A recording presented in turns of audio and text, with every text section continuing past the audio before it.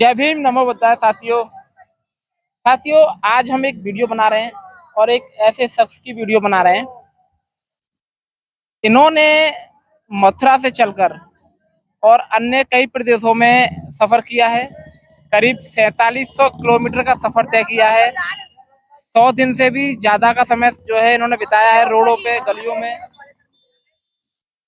गलियों में, गाँव में। आज समान शिक्षा संघर्ष यात्रा को लेकर करीब 4700 किलोमीटर ये चलकर आए हैं। इनसे जानेंगे इन्होंने इन रास्तों में कितनी परेशानियों का सामना किया। इन्होंने खाने से पीने से लेकर एकमात्र साइकिल की बदौलत इन्होंने इतना लंबा सफर तय किया। तो आप देख सकते हैं, जिस समय हमने इनको विदा किया था उस समय कंडीशन कुछ और थी और आज कंडीशन कुछ और है। तो कितना बदलाव है। करीब 100 दिन से भी ज्यादा का सफर इन्होंने तय किया है। आज बात करने दोनों भाइयों से। एक का नाम प्रेम सिंह विमल है और एक का नाम राजेश टूंडला। दोनों भाइयों से बात करने का प्रयास करेंगे। सर्वप्रथम आप दोनों का स्वागत है। आज आपने करीब 4700 किलोमीटर यानी कि करीब 100 दिन से भी ज्यादा का सफर जो तय किया है। हम जानना चाहेंगे, आपने ये जो यात्रा है, हमें पता है, हमने आपको कवर किया था, मथुरा से आपने ये यात्रा उठाई थी। और हम जानने का प्रयास करेंगे, हमारे दर्शक भी जानेंगे कि आपने इस सफर में किन किन जो समस्याओं का प्रॉब्लम यानी इनकी जो समस्या है, क्या क्या समस्या आई और कहाँ तक आपने इस संघर्ष को बखूबी तरीके से एक 100 दिन के समथिंग आपने निभाया है। तो जानने का प्रयास करेंगे। आपका नाम क्या है? जी, सर्वप्रथम धन्यवाद करता हूं आपके चैनल को।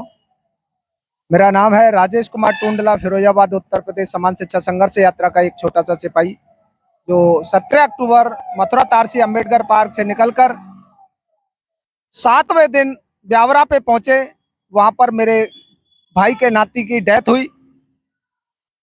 छोटे बच्चों का फोन आया कि चाचा ऐसे ऐसे बात है, बच्चा खत्म हो गया है।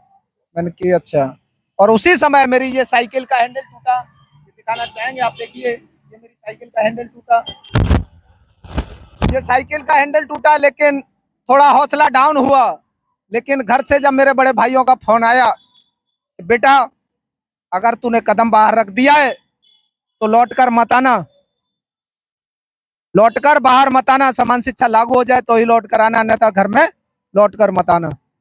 मेरा भी हौसला बुलंद हुआ कि मैं जब तक मेरी सांस रहेगी तब तक समान शिक्षा के लिए लड़ूंगा और लड़ता रहूंगा, आगे योद्धा तैयार करता रहूंगा। आप देख सकते हैं, बड़े दुख की बात है, घर में एक डेथ हो जाती है, लेकिन इन्होंने जो संकल्प लिया था उस संकल्प को ये लगातार निभाते गए। इनकी आंखों के आंसू बता रहे हैं कि इन्होंने वो पछतावा देखा है, पछतावा किया है, लेकिन फिर भी इन्होंने जो संघर्ष यात्रा का जो मिशन इन्होंने ठान लिया जाने के लिए, ये लगातार करते रहे। और किन किन समस्या? और 33वें दिन फिर दूसरे तरफ का साइकिल का हैंडल टूटा, लेकिन दादर वाले पहाड़ पर, लेकिन हौसला बुलंद थे, रुकने का नाम नहीं ले रहे थे। हमने सोचा अब कुछ भी हो जाए लेकिन आगे बढ़ेंगे। जब दादर पे पहुंचे हम, तो कुछ दिन 91 दिन में पहुंच गए थे, यानी 3 तारीख को, जिस दिन चंद्रशेखर आजाद का जन्मदिन था। उस दिन हम संकल्प भूमि बड़ोदरा पहुंच गए थे। और बड़ोदरा पहुंचने के बाद हमें बताया गया कि जहां बाबा साहब ने कार्यालय है, जहां पर काम किया था। मैंने कहा सर हम देखना चाहते हैं। तो वहाँ के लोगों ने, वहाँ के कई संगठन हमारे साथ आए और उन्होंने जाकर वहाँ पर कार्यशाला दिखाई। और वहीं पर भाई चंद्रशेखर आजाद जी का जन्मदिन भी उन लोगों ने मनाया, जैसे भी मनाया उन्होंने मनाया। और वहां से 2 दिन रुके हम, 3 दिन रुके। 5 तारीख को फिर हम संकल्प भूमि आए, चैत्र भूमि आए। वहां से वापस लौट कर गए 7 दिसंबर को। 7 दिसंबर को ट्रेन से उतरे हम, तो हम बैठ गए, तो हमारा स्टेशन पर फोन भी चोरी हो गया, Vivo Y58। और आज तक गुजरात की पुलिस का ना तो कोई नंबर लगता है। जो सरकारें कहती हैं कि हमारी प्रशासन दुरुस्त है, लेकिन आज तक फोन नंबर तक नहीं उनके चालू हैं, तो कैसे दुरुस्त है? और ना ही आज तक कोई भी सूचना मिली हमें। फोन हमारा चोरी हो गया और संघर्ष थमने लगा। लोगों के हिरासा हुई, हमें भी हिरासा आई कि भाई हमारा फोन चोरी हो गया, अब हम कैसे आगे बढ़ पाएंगे। हर व्यक्ति चाहता है, लेकिन कुछ लोगों ने हमारे हौसले बढ़ाए कि नहीं, आपको ये संघर्ष है और आपको झेलना पड़ेगा। फिर हमारा एकदम हौसला बुलंद हुआ और हमने ये संकल्प ही था कि हमें समान शिक्षा लागू करानी है। और हमारे साथी कड़ी से कड़ी जुड़ते चली गई। 8 स्टेट होते हुए कड़ी से कड़ी जुड़ती हुई चली आ रही हैं और कई और संगठन, सैकड़ों की तादाद में संगठन जुड़ते चले गए। ऐसी कोई संगठन नहीं है जो इससे जुड़ना नहीं चाहता हो। हर संगठन ने इसको समर्थन दिया। आपने इस सफर में क्या देखा? क्या दलित समाज अभी भी वही की वही है या कुछ प्रोग्रेस देखी आपको? मैं एक न तो दलित कह सकता न वो कह सकता, लेकिन इतना जरूर कह सकता हूँ, गरीब, लाचार, वंचित, शोषित। मैं किसी को न दलित कह सकता हूँ कि दलित वंचित है, क्या गरीब ब्राह्मण नहीं है, क्या गरीब ओबीसी नहीं है, क्या गरीब ठाकुर नहीं है। मैं गरीब की बात करता हूँ, लाचार की बात करता हूँ, बेबस की बात करता हूँ, जो अपाहिज है उसकी बात करता हूँ, जो आंखों से अंधा है उसकी बात करता हूँ। ये संघर्ष उन लोगों की बात करता है जो आर्थिक स्थिति से कमजोर हैं, सबकी बात करता है। और ये समान देश देश की प्रस्तावना कहती है, हम भारत के लोग। आपने इस सफर के दौरान हम बात करना चाहेंगे, एक बार प्रेम सिंह बेमल जी भी मौजूद हैं, इनसे भी बात करेंगे। सर, आपने जब मथुरा से शुरुआत की थी, आपने कई गांव घूमे, आपको खाने की पीने की व्यवस्था या आप में जो जो मिशन को आप चला रहे हैं समाज शिक्षा को लेकर, क्या आपको जितनी जगह पर घूमे उस जगह कैसी समाज शिक्षा आपको नजर आती है? देखो, समान शिक्षा की अगर बात करें तो जिस दिल्ली में हमने आज 25 जनवरी को इस समान शिक्षा संघर्ष यात्रा का यहाँ अर्धविराम किया है, अब उसी दिल्ली की बात करें तो लोग कहते हैं कि दिल्ली में एजुकेशन बड़ी केजरीवाल जी ने बहुत अच्छी की है, लेकिन आप सरकारी स्कूलों में जाएंगे तो यहाँ दोहरी नीति है।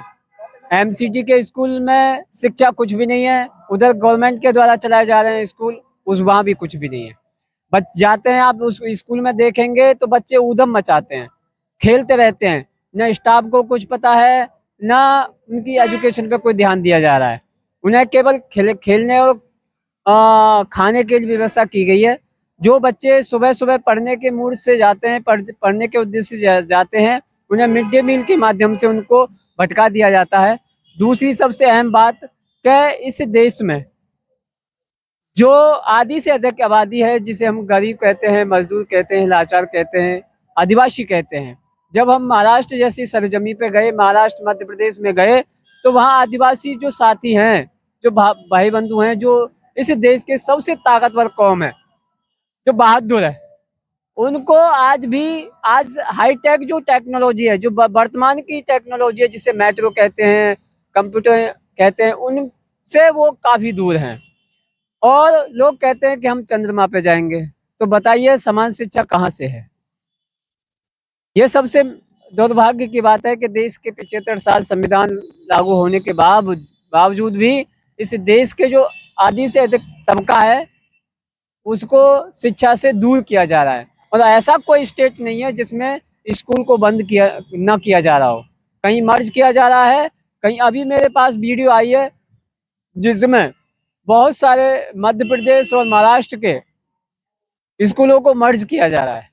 सीएम राज स्कूल की पद्धति के तहत उनको 10 और 20 किलोमीटर के दायरे में सबको एक स्कूल में मर्ज किया जा रहा है, सरकारी स्कूलों को। तो ये कहाँ से व्यवस्था है? अब कोई भी बच्चा 5वीं क्लास में पढ़ता है या फर्स्ट क्लास में पढ़ता है या दूसरी क्लास में पढ़ता है, वो क्या 20 किलोमीटर जाएगा सुबह सुबह से? तो जिस गांव में जो सरकारी स्कूल हैं वो यथास्थिति में चालू हो और इस देश में समान शिक्षा लागू हो, इसके लिए हम निकले। आपने अपना परिवार छोड़ा, कभी बीच में इतने लंबे सफर में कभी परिवार की याद आई बीच में? देखो, ये संघर्ष की अगर बात करें तो परिवार ने मेरा पूरा साथ दिया है, मेरी फैमिली मेरे साथ खड़ी है, मेरे भाई बंधु साथ खड़े हैं। आज देखिएगा मेरे पीछे खड़े हैं सभी साथी, ये मथुरा से चल के आए हैं। मथुरा से भाई आजाद जी हैं, ओम प्रकाश आजाद जी, भाई गोविंद निमेश जी, टीटू, मुकेश भाई, दीनू भाई, दयाचंद भाई और आप जैसे भाई नीरज, जो मथुरा से चल के आए हैं। अब इनको क्या है, इनके अंदर व्यवस्था परिवर्तन की टीस है। ये चाहते हैं कि हमें सरकारी स्तर पर बेहतर शिक्षा मिले, बेहतर चिकित्सा मिले, और ये जिम्मेदारी किसकी है? ये जिम्मेदारी गवर्नमेंट की है। ये वोट के आधार पर सांसद और विधायक बनते हैं, और जब इनकी सरकारी सुविधा इनको मिलती है तो खाना पीना रहना आना जाना सारी कुछ, यानी कि आपको बिजली पानी और मोबाइल तक का खर्चा गवर्नमेंट के आधार पर मिलता है। लेकिन जब सरकारी स्कूलों की बात की जाए तो वहाँ पूरा स्टाफ भी नहीं होता। तो मांग है कि इस देश में चाहे वो सांसद हो, विधायक हो, मंत्री हो, प्रधानमंत्री हो, चाहे राज्यपाल हो, मुख्यमंत्री हो, उन सब के बच्चे और एक मजदूर, किसान, गरीब, लाचार, आदिवासी जो महिला बच्चे हैं, उन सबको एक जैसी शिक्षा मिले, एक जैसी छत के नीचे उनको समान शिक्षा मिले, ये हमारी मांग। बहुत बहुत धन्यवाद। हम फिर भी लास्ट बार आपसे एक क्वेश्चन और करना चाहेंगे। आपने इतना लंबा सफर तय भी किया है, आपने सब कुछ देखा है, आप अपने देश की जनता को स्पेशल क्या कुछ कहना चाहेंगे इस मामले में? देखो, मेरा सभी साथियों, सभी बंधुओं से, इस देश की आवाम से मेरी एक ही अपील है कि जिस प्रकार से एक व्यक्ति को खाने की जरूरत होती है, सुबह शाम दोनों वक्त खाता है, उसी प्रकार से उसे सही दिशा और व्यवस्था बदलने के लिए एजुकेशन की जरूरत है। और जब तक व्यक्ति शिक्षित नहीं होगा, वो एक पशु के समान होता है। तो इसलिए समान शिक्षा के लिए हमें आगे आना पड़ेगा। गवर्नमेंट से हमें बाकायदा मांग करनी पड़ेगी। और जब तक हम गवर्नमेंट से अपने आधिकारिक मांगों को नहीं करेंगे, संघर्ष नहीं करेंगे, इसलिए हम कहते हैं कि आप आइए और समान शिक्षा की मांग कीजिए। 28 फरवरी को दिल्ली के जंतर मंतर पर जो कार्यक्रम होगा, एक ऐतिहासिक कार्यक्रम होगा, और वहां से समान शिक्षा के लिए बड़ा आंदोलन की तैयारी की जाएगी।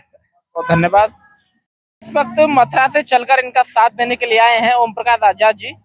मथुरा के ही निवासी हैं और इनके साथ मथुरा के लोग भी आए हैं, इनसे भी बात करने का प्रयास करते हैं। सर, आप मथुरा से चलकर आए हैं, इनका काफी सपोर्ट किया है, इनकी जो प्रेरणा है उसको किस तरह देख रहे हैं?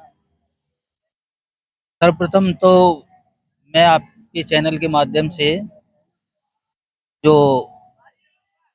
आगामी जो गणतंत्र दिवस है 26 जनवरी 2025 को जो कल मनाया जाएगा, वो हमारे भारत देश के जो संविधान है उनका 75वां स्थापना दिवस भी है।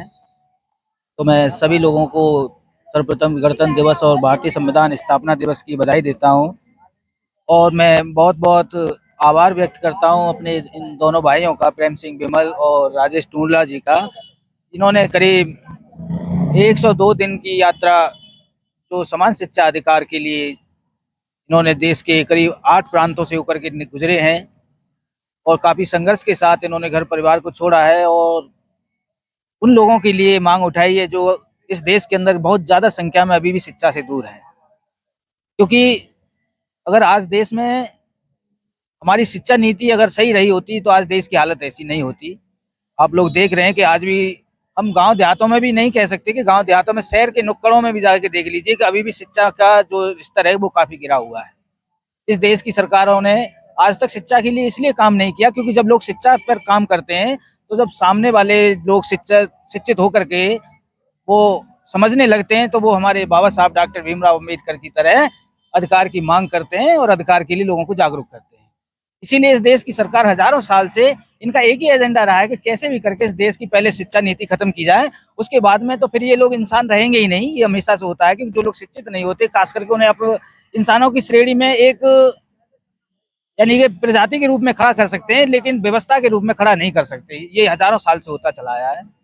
तो आज हमारे जो दोनों भाइयों ने जो समान शिक्षा के लिए जो यात्रा की है, इस समान शिक्षा यात्रा के लिए मैं इस देश की जनता से अपील करूंगा और खासकर उन लोगों से अपील करूंगा जो लोग इस व्यवस्था से दूर हैं, क्योंकि उनके बच्चों को इस शिक्षा की आवश्यकता है। आने वाली हमारी जो पीढ़ियां हैं जो समान शिक्षा से दूर हैं, क्योंकि आप लोग देख रहे हैं कि हमारे बहुत सारे जो नौकरियां हैं वो नौकरियां इस प्रकार से लोग उसका इंटरव्यू होता है, टेस्ट होता है, तो वहाँ लोग फॉर्म तो भर देते हैं, लेकिन फॉर्म भरने के बाद क्या होता है कि वहाँ 2 प्रकार के लोग खड़े होते हैं। एक वो लोग खड़े होते हैं जो शुरू से लेकर के हाई लेवल की शिक्षा पर पढ़ाए जाते हैं और दूसरे वो लोग होते हैं सरकारी स्कूलों से जहाँ पर शिक्षा के नाम पर केवल खाना पूर्ति होती है। तब वो लोग उस नीति के आधार पर जब वहाँ टेस्ट क्वालिफाई करने के लिए खड़े होते हैं तो वहाँ क्या होता है, वहाँ यही होता है कि जो लोग हाई लेवल की शिक्षा है जो कि सरकारी न होकर के प्राइवेट है, उसके आधार पर ये लोग जो है चयन करते हैं।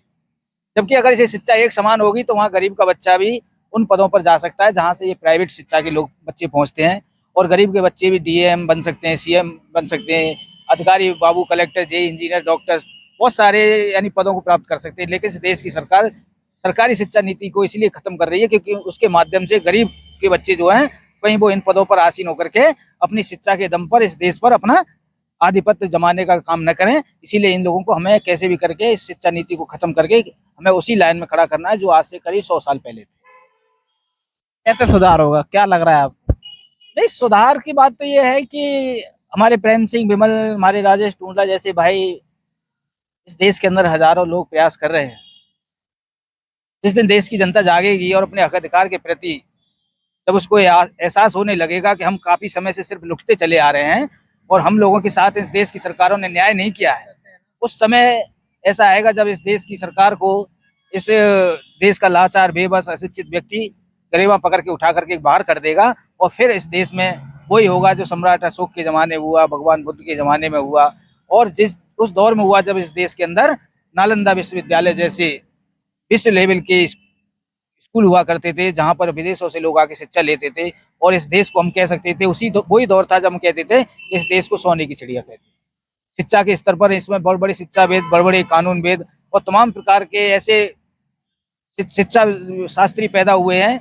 इस देश को हम शिक्षा के आकलन से कम नहीं आंक सकते क्योंकि विदेशों के लोगों ने यहाँ पे शिक्षा की है, लेकिन इस देश में दोहरी नीतियां जिस प्रकार से जातिवादी कह लीजिए या ऐसे कह लीजिए एक समुदाय विशेष के आक्रमणकारी लोगों का कह सकते हैं आप इनको, जिन्होंने केवल समाज को दबाने का काम किया है और एक मामूली मान लीजिए एक छोटे यानी कि इसको निम्न स्तर का जो समाज है, कम संख्या वाला समाज है, उसने शिक्षा के ऊपर कब्जा किया हुआ है। चलिए, बहुत बहुत धन्यवाद। तो देखना चाहेंगे आप जिस तरीके से मथुरा से आए चलकर इन्होंने इनका साथ दिया है, यहाँ पर जो आज साइकिल यात्रा है वो आरंभ की गई है। तो फिलहाल बने रहिए हमारे साथ, तब तक के लिए जय भीम, नमो बुद्धाय।